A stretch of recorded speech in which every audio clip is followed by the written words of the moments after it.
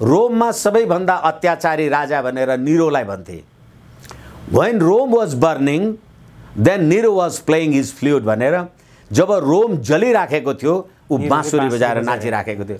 अब अहिले झलनाथ केपी ओलीजी यो बाँसुरी बजाएको होइन, वामदेवजीहरू यो बाँसुरी बजाएको। जनता मर्न लागिराखेका छन्। दिनमा 500, 700, 1000 कोरोना सङ्क्रमितहरू बढेका छन्। अनि कोरोना सङ्क्रमितको लासमाथि पनि पैसा कमाइराख्नु भएको छ तपाईँ। म दाङमा मात्रै 16 वर्ष मुनिका 6वटा बालक आत्महत्या गरेर मरे, किनभने वातावरण छैन, स्कुल कलेज छैन, सधैँ सङ्क्रमण, सधैँ घरबाट बाहिर नजा भनेको छ। अनि जो कमाउने खानुपर्ने मान्छे उनीहरू बाहिर निस्किन पाएको छैन।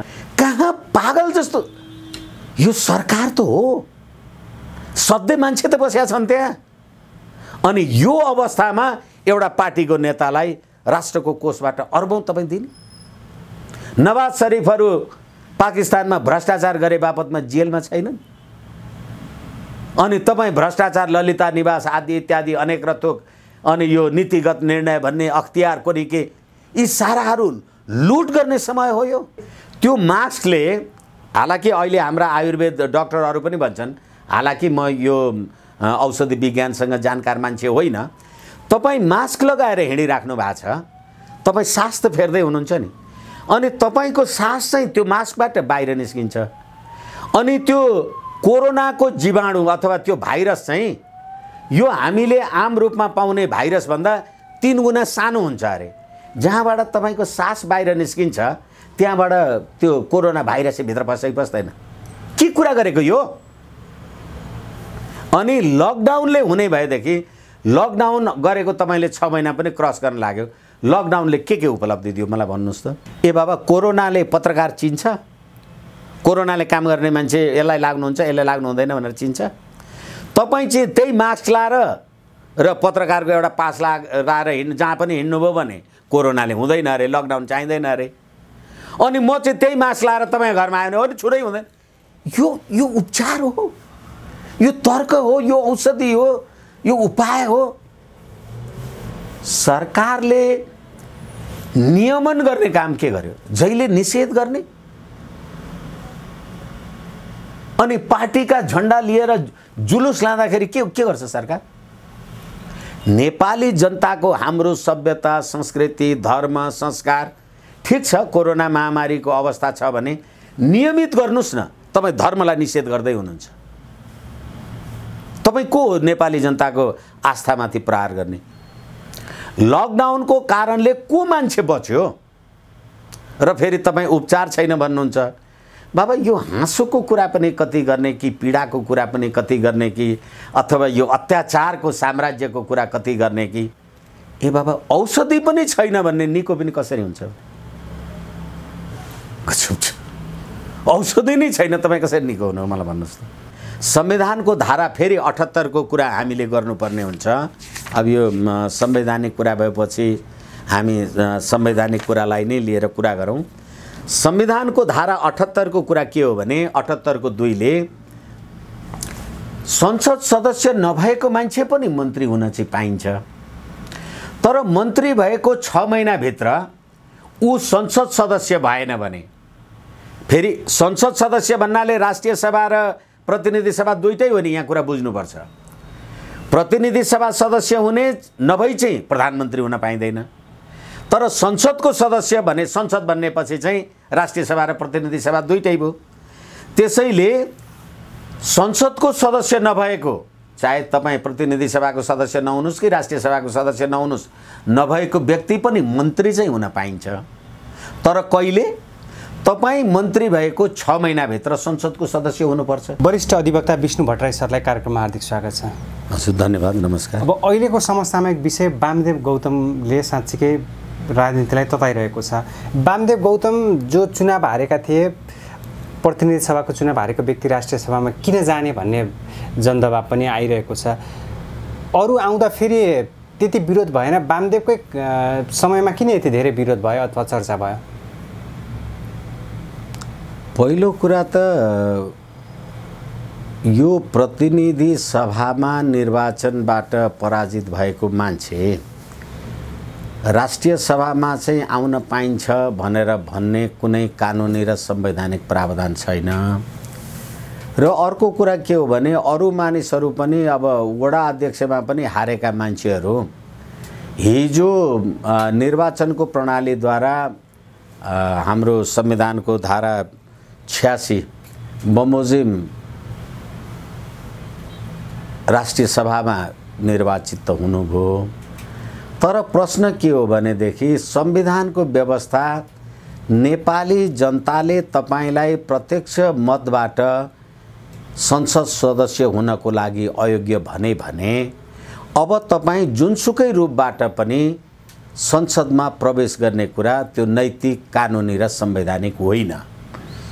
अहिले वामदेव गौतमजीलाई राष्ट्रिय सभामा लैजाने भन्ने जुन प्रकारको सत्ताधारी पार्टीको सचिवालय अथवा उहाँहरूको स्थायी कमिटी जेको बैठकको निर्णय भए पनि संविधानको कुन धारा र कुन व्यवस्था अन्तर्गत प्रतिनिधि सभामा निर्वाचन हारेको मान्छे राष्ट्रपतिबाट मनोनित भएर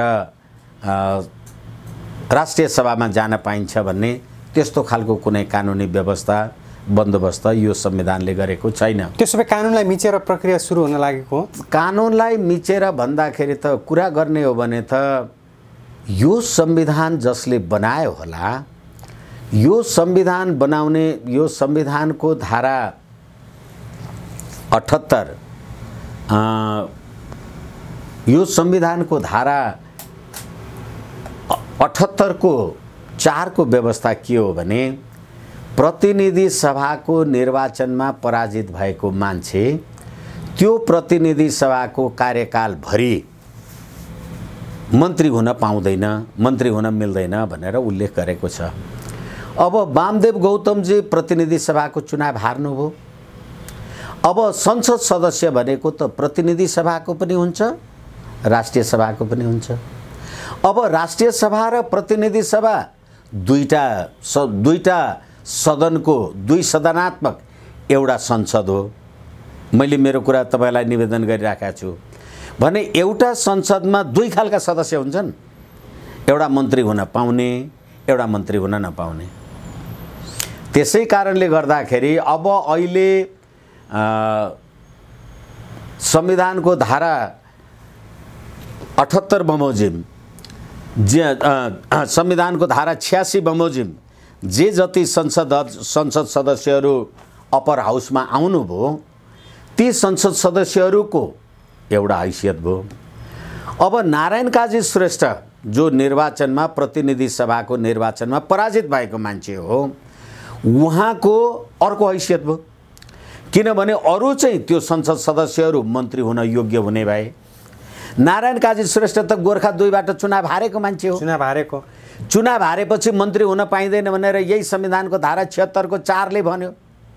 भनेदेखि अब वामदेव गौतमजी चाहिँ राष्ट्रपतिबाट मनोनित भएर आउनुहुन्छ र उहाँ चाहिँ मन्त्री बन्न पाउनुहुन्छ भन्ने कानुनी र संवैधानिक व्यवस्था के छ? हैन, प्रधानमन्त्रीले त आश्वासन दिइसक्नु भयो नि त, पार्टीले त निर्णय गरिसक्यो नि त उहाँ राष्ट्रिय सभामा जानुहुन्छ भनेर। होइन, अब पार्टीले के निर्णय गर्यो, राष्ट्रपतिले सिफारिस गर्न बाँकी छ।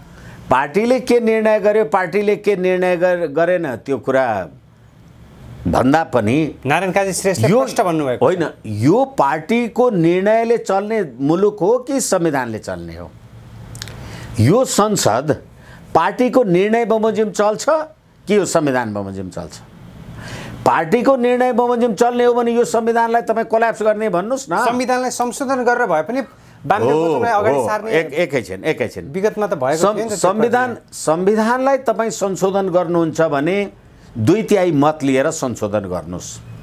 अहिले संविधान संशोधन गर्ने त प्रश्न उठेको छैन। अहिले त पार्टीले निर्णय गर्यो, पार्टीले यो निर्णय गर्यो भने हिजो त पार्टीले, पार्टीको स्थायी पार्टीको सचिवालय कमिटीले त प्रधानमन्त्रीको राजीनामाको पनि त निर्णय गरेको थियो, मागेको थियो नि। तर के हो भनेदेखि संविधान त अहिले नारायण काजी श्रेष्ठजीको बारेमा पनि मैले कुरा गरिसकेँ। नारायण काजी श्रेष्ठजी पनि प्रतिनिधि सभाको निर्वाचन हारेको मान्छे हो र तपाईले संसद, संघीय संसदको राष्ट्रिय सभालाई राजनीतिक दलका निर्वाचन हारेका मान्छेहरूलाई व्यवस्थापन गर्ने स्थान बनाएर राष्ट्रिय सभाको अपमान किन गरिराख्नु भएको छ? चुनाव जितेको देशमा चुनाव हारेकोलाई नै राष्ट्रिय सभामा ल्याउने रस्साकसी हो। एकैछिन मान्नुहोस् न। 7 जना त्यसो भने त तपाईँ हामीले नेपाली जनताले मत दिएर हामी निर्वाचन गऱ्यौँ आयौँ आदि इत्यादि, उहाँहरू यो संविधान बमोजिम आउने होइन। अहिले तपाईँले भने बमोजिम होइन, पार्टीले त निर्णय गर्यो उसले त निर्णय गर्यो भने, पार्टीले निर्णय गर्यो भने पार्टी निर्णयको दफा यति 18 बमोजिम चाहिँ राष्ट्रिय सभामा जाने भन्नुहोस् न त। संविधानको कुरा गर्ने हो भने त संविधानको धारा 76 को कुरा मैले धारा 78 को कुरा मैले तपाईसँग निवेदन गरेँ। प्रतिनिधि सभाको निर्वाचन हारेको मान्छे मन्त्री हुन पाइँदैन, तर संसद सदस्य भएको मान्छे त मन्त्री हुन पाइन्छ। र तपाईँ अब अहिले राष्ट्रिय सभामा मनोनित भएर जाँदै हुनुहुन्छ, राष्ट्रिय सभामा तपाईँ मनोनित भएर जानुभयो भने त तपाईँ प्रतिनिधि सभाको चुनाव हारेको हो नि, मन्त्री हुन अयोग्य हुनुभयो। त्यही राष्ट्रिय सभामा बसेको नेकपाको प्रतिनिधि सभाको चुनाव नहारेको मान्छे चाहिँ मन्त्री हुन योग्य भयो। त्यही पार्टीको प्रतिनिधि सभाको चुनाव हारेको मान्छे चाहिँ मन्त्री हुन अयोग्य भयो। त्यसो भए सांसद त्यस्तो पनि संविधान हुन्छ? सांसद हुने पाउने न। मेरो व्याख्या र विश्लेषणमा प्रतिनिधि सभाको निर्वाचन हारेपछि त्यो प्रतिनिधि सभाको कार्यकालभरि तपाईँ संसद सदस्य हुन सक्नुहुन्न। प्रतिनिधि सभा सदस्य मन्त्री हुने चान्स त हुँदै भयो हो, किनभनेदेखि तपाईँ राष्ट्रिय सभामा आउनुभयो त्यसकारणले मन्त्री हुन पाउनुहुन्छ त भनेन नि संविधानले। संविधानको धारा 76 को 4 ले के भन्यो, 78 को 4 ले के भन्यो भनेदेखि प्रतिनिधि सभाको निर्वाचनमा पराजित मान्छे त्यो प्रतिनिधि सभाको कार्यकाल छौन्जेल मन्त्री हुन योग्य हुने छैन भनेपछि राष्ट्रिय सभामा आएर चाहिँ योग्य हुन्छ भनेको।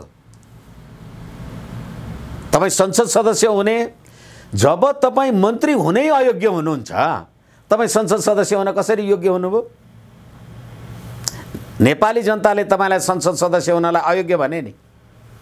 त्यसमै वामदेव गौतम संसद सदस्य बन्नुहुन्न, नारायण काजी श्रेष्ठजी पनि बन्नुहुन्न।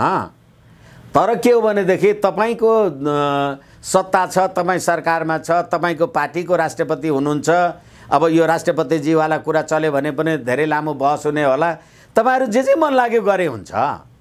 तर संविधानले, तपाईँले बनाउनु भएको संविधानले, यो संविधानको धारा 78(4) बमोजिम तपाईँ मन्त्री हुन अयोग्य हुनुहुन्छ भनेपछि तपाईँ संसद सदस्य हुन कसरी योग्य हुनुहुन्छ? त्यसो भए संविधानले मन्त्री हुन पनि योग्य दिँदैन, सांसद सदस्य हुन पनि योग्य दिँदैन सोही कार्यकालभरि। तर पनि अहिले किन वामदेव गौतमलाई राष्ट्रिय सभामा ल्याएर मन्त्री बनाउने कुरा उठेको छ त? तपाईले आफ्नो पार्टीभित्रको राजनीतिक झगडा व्यवस्थापन बन्दोबस्त गर्नलाई जेसुकै गर्नुहोस्, तपाईँको पार्टीको कुरासँग मलाई मतलब छैन। तर संविधान र कानुनले के भन्यो? संविधानले प्रतिनिधि सभाको निर्वाचनमा पराजित मान्छे त्यो प्रतिनिधि सभाको कार्यकालभरि मन्त्री हुनलाई योग्य हुँदैन भनेपछि तपाईँ प्रतिनिधि सभाको निर्वाचन त हार्या हो हैन। योग्य नभए पनि संविधानले योग्य नभने पनि उहाँहरूले त रस्साकसी त गरिरहनु भएको छ। संविधान संशोधन गरेर हुन्छ वा अनतिक्रम? हेर्नुहोस् न, तपाईले संविधानमा विधिको शासन, न्याय प्रणाली, संसदीय व्यवस्था जे लेख्नु भएको छ, मानवाधिकार, विधिको शासन, जनताको राजकीय सत्ता र संप्रभु सत्ता भनेर जनताले तपाईलाई प्रतिनिधि सभाको सदस्य हुनै अयोग्य भने अब पार्टीले योग्य भन्न मिल्छ भने? यो कुरा वामदेव गौतमलाई थाहा छैन? कसलाई थाहा छ कसलाई थाहा छैन त्यो वामदेवलाई नै सोध्नुहोस्। तर यो संविधान मलाई लाग्छ वामदेव लगायतका वामदेवजीको पार्टीका सयौं वकिलहरूले पढ्नु भएको छ, सयौंलाई थाहा छ यो कुरा। र अझै यो कुरा गर्नुहुन्छ तपाईँ भने त यो संविधान त हालाकि यो भन्ने हो नि यो कसले लेख्यो भन्ने फेरि अर्को प्रश्न पनि हुन्छ। संविधानको धारा 78(4) ले के भन्यो भने प्रतिनिधि सभाको निर्वाचनमा पराजित भएको मान्छे प्रतिनिधि सभाको कार्यकालभरि मन्त्री हुन पाउँदैन भन्यो। तर प्रतिनिधि सभाको कार्यकाल चाहिँ बाँकी नै छ। एउटा कुनै सदस्य जस्तो चाहिँ त्यो रविन्द्र अधिकारी परलोक हुनुभयो नि भने उहाँको ठाउँमा त उपनिर्वाचन भयो। उपनिर्वाचन भएपछि त्यो त प्रतिनिधि सभा नै हो नि। अनि उपनिर्वाचनबाट आएको मान्छे चाहिँ के हुन्छ नि, त्यो त लेखा छैन। यसै कारणले गर्दाखेरि अहिलेको संवैधानिक व्यवस्थाले प्रतिनिधि सभाको निर्वाचनमा पराजित भएको मान्छे त्यो जोसुकै होस्, त्यो यो संविधान बमोजिम, यो संविधानको धारा 76, धारा 76 को उपधारा 9, धारा 78 बमोजिम संसद सदस्य हुन अयोग्य हुनुहुन्छ भनेदेखि त अब मन्त्री हुने भन्ने कुरा त कुरै भएन। होइन, नेपालको राजनीतिक इतिहासलाई तपाईँले सरसर्ती निहाल्दाखेरि चुनाव हारेका व्यक्ति पनि प्रधानमन्त्री भएका छन्, सभामुख भएका छन्। यसो नि त्यसै कारणले गर्दाखेरि माधव नेपालजी, कृष्ण प्रसाद भट्टराईजीको उदाहरणलाई हेरेर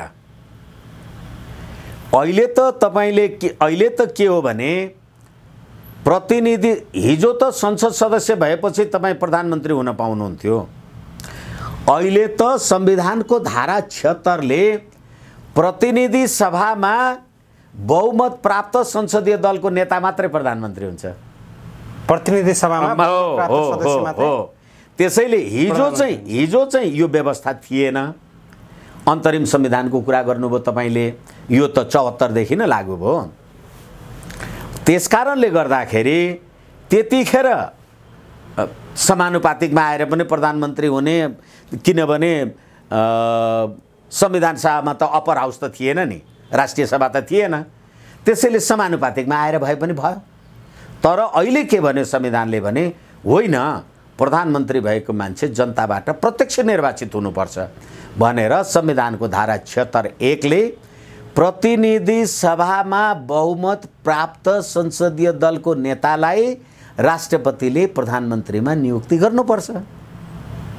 त्यसकारणले गर्दाखेरि अब हिजोको यो कृष्ण प्रसाद भट्टराई, विष्णु प्रसाद भट्टराईको नामै नलिनुहोस्, यो अर्थै छैन, यो प्रसङ्गभन्दा बाहिरको कुरा भयो। अनि यसकारणले गर्दाखेरि हिजो माधव नेपालजी त्यसरी आउनुभयो भनेर संविधानमा यो व्यवस्था गरियो। अनि अहिले फेरि तपाईँ अर्को प्रकारान्तरले जुन कुरा हामी कानुनमा के भन्छौँ भने जुन कुरा प्रत्यक्ष रूपले गर्न पाइँदैन त्यो कुरा परोक्ष रूपले पनि गर्न पाइँदैन। तपाईँ प्रतिनिधि सभाको चुनाव हारेपछि मन्त्री हुन पाउनुहुन्न भनेपछि तपाईँ प्रतिनिधि सभालाई छलेर, राष्ट्रिय सभाको चुनावलाई पनि छलेर राष्ट्रपतिबाट मनोनित भएर प्रधानमन्त्री हुन खोज्नुहुन्छ भने के राजतन्त्र ल्याएको हो? हिजो त राजाले प्रधानमन्त्री नियुक्ति गर्थे नि, अब के त्यही गरेर अनि केपी शर्मा ओली चाहिँ कहाँ जानुहुन्छ नि? यस्तो खालको यो संविधान हो। यो संविधानको धज्जी जसरी बाल हट गरिरहनु भएको छ, मैले शपथ कहिले खान्छु भनेर प्रधानमन्त्रीसँग जुन संवाद गर्नुभएको छ, यसले के सङ्केत गर्छ त? यसले मैले तपाईहरुसँगै कुरा गर्दा धेरैचोटि भनेको छु, संसदीय व्यवस्था भनेको खसीको टाउको राखेर कुकुरको मासु बेच्ने पसल हो भनेर भन्ने कम्युनिस्टहरू, सर्वहाराको अधिनायकवादका मान्छेहरू अहिले त्यही संसदमा खसीको टाउको देखाएर आफू कुकुरको मासु खानलाई जाँदै हुनुहुन्छ। त्यहाँ कुन संविधानले बाटो दियो तपाईलाई? कहाँ छ संविधानमा त्यो व्यवस्था? र राष्ट्रपतिले मनोनित गरेर प्रतिनिधि सभाको मान्छेहरू जतिजना हार्छन् सबैजना राष्ट्रपतिबाट मनोनित गराऊ, अथवा चाहिँ यो राष्ट्रिय सभामा समानुपातिक तवरले आऊ। जनताको अभिमत किन चाहियो? यस कारणले गर्दाखेरि अब सर्वहाराको अधिनायकवाद भनेर जहाँ राजनीतिक दलगत स्वतन्त्रता हुँदैन, त्यस्तो राजनीतिक मान्यताबाट आएको मान्छेहरूले बहुदलीय बहुल विचारको संविधानलाई प्रयोग गर्दाखेरि यस्तै खालका गतिविधि हुन्छन्। अब अहिले ठ्याक्कै सर युवराज खतिवडा जो अर्थमन्त्री थिए उनको बहिर्गमन सँगसँगै अहिले अर्थ मन्त्रालयको पद रिक्त छ, प्रधानमन्त्री स्वयंले सम्हालेको अवस्था छ। यो अवस्थामा पार्टीभित्र कुनै योग्य क्यान्डिडेट नभएर नै उहाँले अहिले अर्थमन्त्री त्यो ठाउँ रिक्त राख्नु भएको हो, अथवा प्रधानमन्त्रीले साँच्चीकै विश्वासपात्र युवराज खतिवडालाई नै फेरि ल्याउने प्रयास गर्नुभएको हो? अब युवराज खतिवडाजी पनि आउन सक्नुहुन्न, संविधानले दिँदैन। संविधानले दिँदैन। अब युवराज खतिवडाजीको 6 महिना टुङ्गियो 20 गतेबाट। अब त्यो 6 महिना भइसक्नुभयो उहाँ, र उहाँले संसद सदस्य हुन सक्नु भएन भने अब फेरि यो प्रतिनिधि सभा अथवा यो प्रतिनिधि सभाको कार्यकालभरि युवराज खतिवडालाई फेरि ल्याउन पाइँदैन हाम्रो संविधानको धारा 78 को 3, किनभने 6 महिनाभित्र उहाँ संसद सदस्य भइसक्नु पर्थ्यो। एकचोटि उहाँ राष्ट्रपतिबाट मनोनित हुनुभयो र राष्ट्रिय सभामा पदावधि 2 वर्ष 4 वर्ष र 6 वर्ष गर्दा उहाँको 2 वर्षमा चिट्ठा पर्यो। 2 वर्ष पछाडि उहाँको संसद सदस्य सिद्धिएको थियो, 2 वर्ष नागेपछि उहाँको संसद सदस्य सिद्धिएको थियो, 2 वर्ष अर्थमन्त्री हुनुभयो। त्यतिखेर उहाँको 6 महिना टुङ्गिँदाखेरि वामदेवलाई लिएर आउने कि युवराज खतिवडालाई लिएर आउने भन्दाखेरि युवराजलाई पनि ल्याएन, वामदेवलाई पनि ल्याएन, तर युवराज 6 महिना त अर्थमन्त्री भइरह्यो नि। अनि अब 6 महिना पनि सिद्धियो।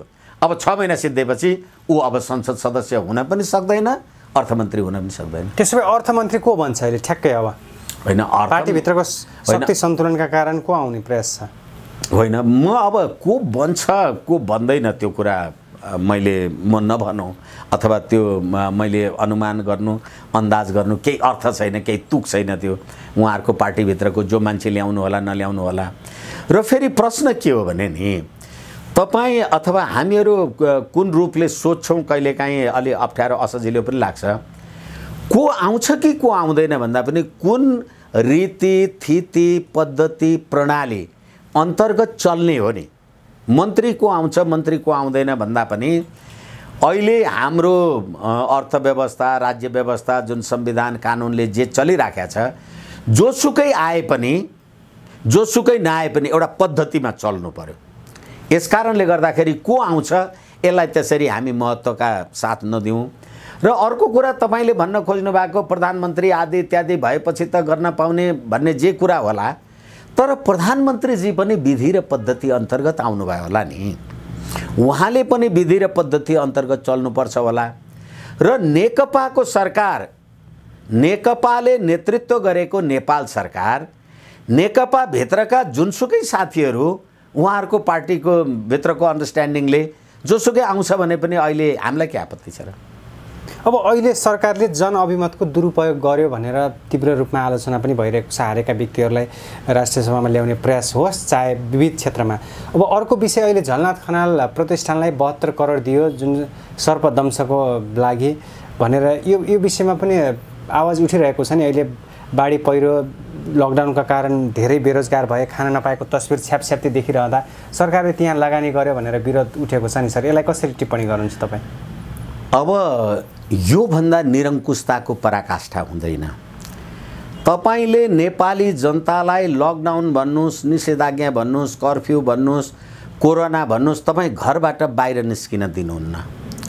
तपाईँ जनतालाई न मर्न दिनुहुन्छ, न खान दिनुहुन्छ, न कमाएर खान दिनुहुन्छ।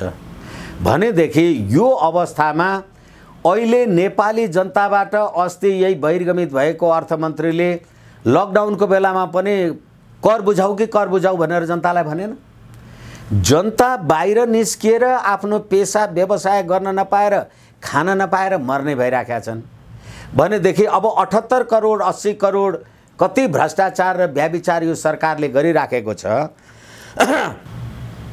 अहिले कोरोना संक्रमित भयो भनेर मान्छे मरेपछि सार्वजनिक आम सञ्चारमा सुन्नमा आइराखेको छ त्यो मानिसहरूको के चाहिने अङ्ग प्रत्यङ्ग निकाल्ने ननिकाल्ने के काम गरेर त्यसमा पनि तलमाथि भइराखेको छ भन्ने कुरा आम सञ्चारमा आइराखेको छ। सत्य झुटो आफ्नो ठाउँमा जेसुकै होला, त कुनै एउटा चाहिँ नेपाल आर्मीको मानिसहरूसित कसैले कुरा गर्दाखेरि होइन त्यो त कोरोना लागेर मर्यो भनेपछि सबै कुरा छोपेको बानेको पुरेको हुन्छ, हामीलाई लास दिएको हुन्छ, हामी लगेर डढाइदिन्छौँ, त्यो के हुन्छ भित्र हामी देख्दैनौँ।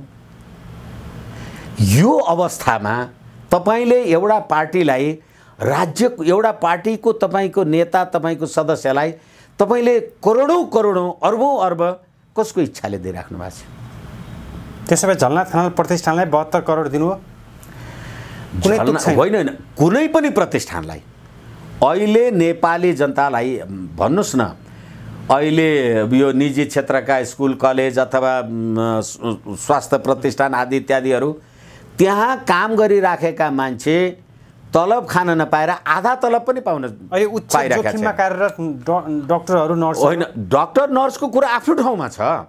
तपाईको छोरा पढ्ने जुन स्कुल हो त्यो स्कुल बन्द छ। अब त्यो बच्चा पढ्न जान पाएको छैन, उसको मानसिक विकृतिको कारणले। अस्ति हेर्दै थिएँ म, दाङमा मात्रै 16 वर्ष मुनिका 6वटा बालक आत्महत्या गरेर मरे, किनभने वातावरण छैन, स्कुल कलेज छैन, सधैँ सङ्क्रमण, सधैँ घरबाट बाहिर नजा भनेको छ। अनि जो कमाउने खानुपर्ने मान्छे उनीहरू बाहिर निस्किन पाएको छैन, आफू के खाने, बच्चा बच्चीलाई के खुवाउने, त्यो अर्को पीडा छ। अनि त्यो स्कुल कलेजमा काम गर्ने अथवा स्वास्थ्य संस्थामा काम गर्नेहरूलाई सरकारी अस्पताल अथवा सरकारी कलेज अथवा जसले सरकारको अनुदान लिएका होलान्, निजामती कर्मचारीहरू, उनीहरूले पुरा तलब पाएका होलान्। नभएदेखि यो निजी स्तरका औषधालय अस्पतालहरू उनीहरूलाई आधा तलब दिन्छु भनिराखेको छ। किनभने अहिले मलाई खोकी लाग्यो भने अस्पताल जाऊ भने PCR टेस्ट गरेर आइज भन्छ। PCR टेस्ट गर्नु पर्यो भनेदेखि अब कहीँ ठाउँमै छैन।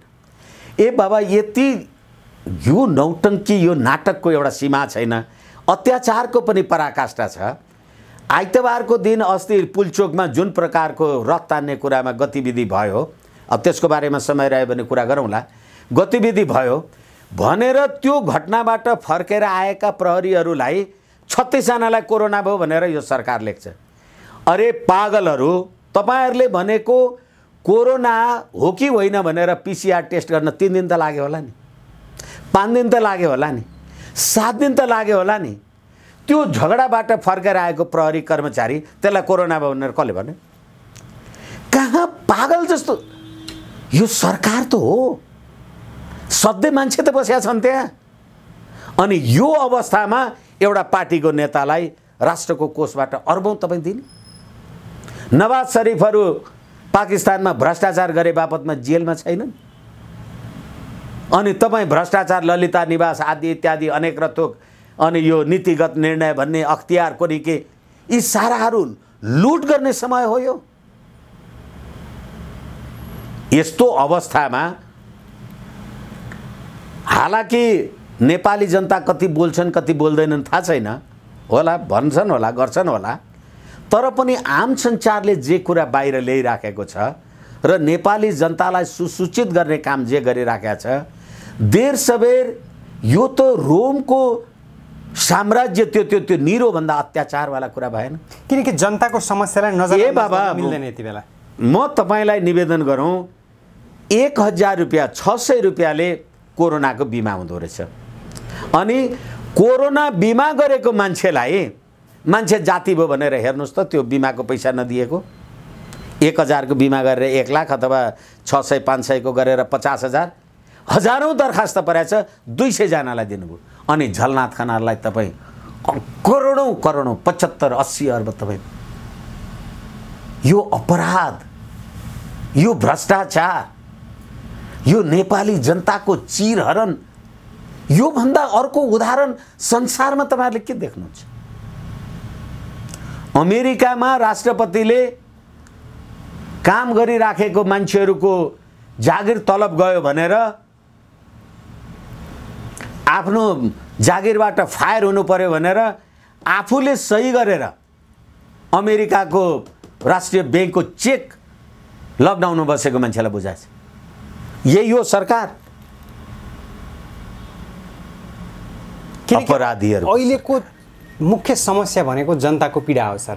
जनताको पीडालाई सरकारले सम्बोधन गर्न सकेन अथवा खान नपाएको तस्बिर छ्यापछ्याप्ती देखिरहँदा सरकारले विविध क्षेत्रमा लगानी गर्यो अथवा त्यो लगानी साँच्चीकै भन्नुपर्दा जनताको विपरीत लगानी हो भनेर धेरैले व्याख्या विश्लेषण गरेका छन्। अब कोरोनाले गर्दा अहिलेको अवस्थामा निषेधाज्ञा लकडाउन के भइरहेको छ, यसको दीर्घकालीन समस्या लकडाउन नै हो त अथवा जनता घरभित्रै बस्ने हो त, त्यो बाध्य पार्ने अवस्था हो त? अब चाडबाड पनि बढ्दैछ, काठमाडौँका सिडिओहरूले निषेधाज्ञा गर्नुपर्छ, सेना परिचालन गर्नुपर्छ बोर्डरमा भनेर भनिरहेका छन्।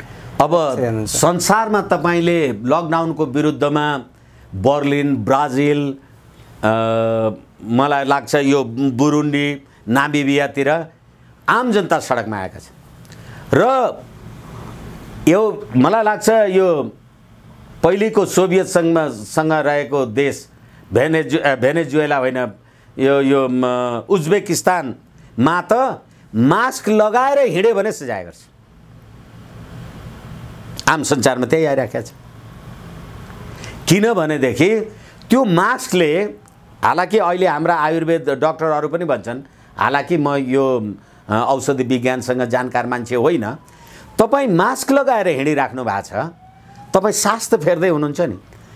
किनभनेदेखि सरकारले लकडाउन र निषेधाज्ञाको विकल्प खोज्नु जरुरी छ यति बेला दीर्घकालीन। एकैछिन म तपाईँकै कुरालाई निवेदन गर्दैछु। जस्तो कि 3000 मान्छे कोरोना महामारीको कारण अस्पताल भर्ना भए अनि 2000 निको भएर बाहिर गए भन्छ। ए बाबा, औषधि पनि छैन भन्ने निको पनि कसरी हुन्छ? औषधि नै छैन, तपाईँ कसरी निको हुनु मलाई भन्नुहोस् त। यस्तो खालको, अनि त्यहाँबाट कोरोनाको औषधि लकडाउन हो भन्ने हो भने मान्छे किन मरेछन् त? र फेरि कति मान्छे कोरोनाद्वारा मरेका छन्, त्यसमा कसैको अब मुटु सम्बन्धी रोग, टिबी रोग, क्यान्सर, दुनियाँभर कुराहरू जे हामी सुनिराखेका छौँ। विशुद्ध कोरोनाद्वारा नेपालमा कति मान्छे मर्यो कसले भन्छ? संसारमा भनेको छ 60-80 क्रस गरेको मान्छेहरू कमजोर स्वास्थ्य हुन्छ, सानो फ्लू भयो भने मर्न सक्छ। त्यसै कारणले अब दसैँ तिहारवाला कुरा गर्नुहुन्छ भने त अब मैले आम सञ्चारमा भनेको छु, यो होली वाइनको सरकारलाई अस्ति भर्खरै रथ तान्दाखेरि सरकारको काम के? सधैँ सरकार निषेध गर्ने? एकछिनलाई भन्नुहोस् तपाईँहरू आम सञ्चारको मान्छे, कोरोना महामारी छ, हिजो गुठीमा प्रहार गर्नुभयो, अस्ति होली वाइन खाएर प्रहार गर्नुभयो। आज तपाईँ नेपाली जनताको परम्परागत धर्म, संस्कृति, सभ्यता, संस्कार गर्न नदिने? 200-500 प्रहरीहरू खटाएर नियमित रूपले रथ तानेको भए के हुन्थ्यो?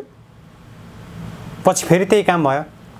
यसै कारण मैले भन्दैछु, तपाईँको काम, सरकारको काम जनताको गतिविधिलाई, देशको संस्कृति सभ्यतालाई फेसिलिटेट गर्ने, सहजीकरण गर्ने हो कि निषेध गर्ने र होली वाइन खाएर बस्ने? र फेरि सरकारले यो संविधान बमोजिम अपराध गरेको छ। म तपाईलाई जिम्मेवारीका साथ एउटा वरिष्ठ अधिवक्ताको हैसियतले भन्न सक्छु, यो संविधानको धारा 26 यो सरकारले पढोस्। संविधानको धारा 26 ले प्रत्येक नेपाली जनतालाई धर्म सम्बन्धी हक दिएको छ र सबैले आफ्नो सनातनदेखि चलिआएको धर्म, संस्कृति, सभ्यताको अनुपालन गर्न पाउँछन् भनेको छ। मैले मेरो रथ ताने र त्यही संविधानको 26 को उपधारा 3 ले भन्यो कि कसैले कसैको धर्म परिवर्तन गर्न पाउँदैन, धर्म गर्नलाई रोक्न पाउँदैन। सरकारले मेरो रथ तान्नलाई रोक्न आउने? यो संविधान के हो? कसले बनाएको? मैले तपाईहरुसँगै कुरा गर्दा भनेको छु, दोहोर्याएर भन्दैछु, यो संविधानमा धर्मनिरपेक्षको ध लेख्या छैन। कसरी यो धर्मनिरपेक्ष भयो यो देश? अनि संविधानको धारा 26 मा के 4 मा के लेख्नुभयो? नेपाल संघीय लोकतान्त्रिक गणतन्त्रात्मक धर्मनिरपेक्ष राज्य हुनेछ भनेर लेख्नुभयो। अनि संविधानको धारा 26 मा के लेख्नुभयो? सम्पूर्ण जनतालाई आफ्नो धर्म, संस्कृति, सभ्यता मान्ने अधिकार हुनेछ, कसैले कसैको धर्म परिवर्तन गर्ने छैन। यो धर्मनिरपेक्षको संविधान कि धर्मसापेक्षको संविधान? यो पागलले बनाएको कि सधैँले बनाएको संविधान हो? अनि नेपाली जनतालाई उसको धर्म, सभ्यता, संस्कृति मान्नबाट तिमी रोक लगाउने अनि तिमी होली वाइन खानेर लकडाउन भन्ने भनेपछि तिमीले नेपालको संविधानको धारा 26 को हक र यो देशका नेपाली जनताले जनताको राजकीय सत्ता र सम्प्रभु सत्ताको हकलाई निषेध गर्ने तिमीलाई अधिकार कसले दियो? ठीक छ सर, समीक्षा गरौँ अब यो अन्तर्वार्तालाई। संक्षिप्तमा सरकारले के गर्नुपर्छ, के गलत गरे अथवा के गर्नुपर्छ अब? मूल रूपमा हालाकि अहिले आयुर्वेदिक क्षेत्रको धेरै ठुलो कुरा आइराखेको छ, त्यो कुरालाई सरकारले सम्बोधन गरोस्। र अर्को कुरा के हो भने लकडाउन उपचार होइन। लकडाउन तपाईँले निषेध कहिलेसम्म गर्नुहुन्छ? निषेध गर्नुभयो, नेपाली जनतालाई घाँसबासको बन्दोबस्त गर्नुहोस्। नेपाली जनताले तपाईँलाई युगौँदेखि कर तिरे र सरकार पाल्या छ, तपाईँहरू अर्बौँ भ्रष्टाचार गर्नुहुन्छ अथवा अर्बौँ खर्च गर्नुहुन्छ भनेदेखि नेपाली जनतालाई 2 महिना पाल्नु पर्दैन सरकारले? होइन भने कमाउने खाने वातावरण दिनुहोस्। राज्यले नदिए कसले दिन्छ त? यस्तो महामारी छ हामी दिन सक्छौँ भने सक्नुहुन्न भने छोड्नुहोस् न। अब अर्को कुरा के हो भनेदेखि हरेक गतिविधिहरूलाई निषेध होइन, नियमित गरौँ, नियन्त्रित गरौँ, व्यवस्थापन गरौँ। तपाईँ नो भनिदिने सरकारको जिम्मेदारी छैन। तपाईँ अदालत नजानुस् मात्रै भनिदिने मलाई, अनि त्यहाँबाट मेरो त्यो बहस फिस अथवा काम कारबाही गर्नलाई मलाई जुन मान्छेहरूले 2-4 रुपियाँ तिरेको होला त्यो के हुन्छ? त्यस कारणले गर्दा राज्यले सम्पूर्ण कुरा लोक कल्याणकारी राज्य भनेर लेख्नु भएको छ, यस्तै हुन्छ लोक कल्याणकारी राज्य। त्यस कारणले गर्दा सरकारले सहजीकरणको काम गरोस्। एउटा काण्डमा यो स्वास्थ्य सामग्री उपकरण खरिदको काण्डमा होस् कि गोकुल बाँसकोटा काण्डमा होस् कि अहिले झलनाथ खनालवाला काण्डमा होस् कि यो सबै सम्पत्ति, यो पैसा यदि नेपाली जनता हरेक 3 करोड नेपाली जनतालाई 2-2 हजार 5-5 हजार दिएको थियो भने के 3-3 महिना खान पुग्दैन थियो? 5 हजारको चामल किन्यो भने पुग्दैन थियो? कहाँ?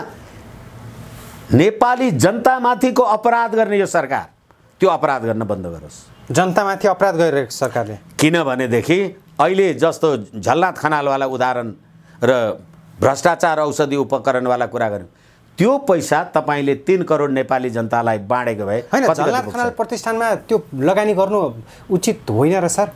एकछिन तराईमा वर्षिने हजारौंको संख्यामा सर्पदंशबाट एकछिन बनाउनको लागि अनि अहिले सर्पदंशबाट मरेको मान्छे कतिवटा आर्यघाटमा गएको छ?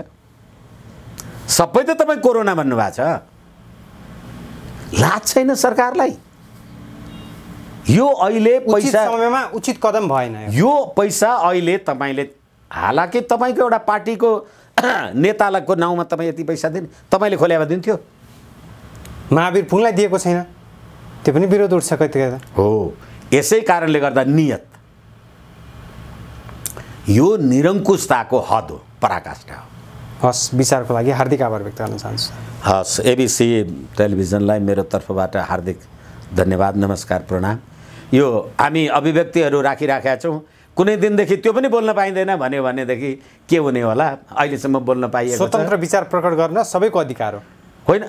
तर अहिले म हेर्दैछु यो अस्तिकै काण्डमा, त्यो ललितपुरको काण्डमा होइन, कुनै एउटा प्रदर्शनकारीले कसैलाई मारिदिन्छु भनेको थियो अरे, कसैलाई कुट्दिन्छु भनेको थियो अरे भनेर मुद्दा लगाउँदैछ। ए बाबा, बाटोघाटो हिँड्दै गर्दा अथवा कुनै गर्दा यो साथीभाइ अथवा बाउ छोरा आमा छोरी यो बढी कुरा नगर, मारिदिन्छु अहिले 1 थप्पड दिउँला नि तँलाई भन्यो भने अब त्यो पनि तपाईँलाई कर्तव्यज्ञान मुद्दा लगाइदिने क्या हो? कहाँ छ देश, राष्ट्र? कुन देशका नागरिक छौँ हामी? यो निरङ्कुशताको पराकाष्ठा हो। हस्, फेरि पनि एबिसी टेलिभिजनलाई हार्दिक नमन, प्रणाम, धन्यवाद।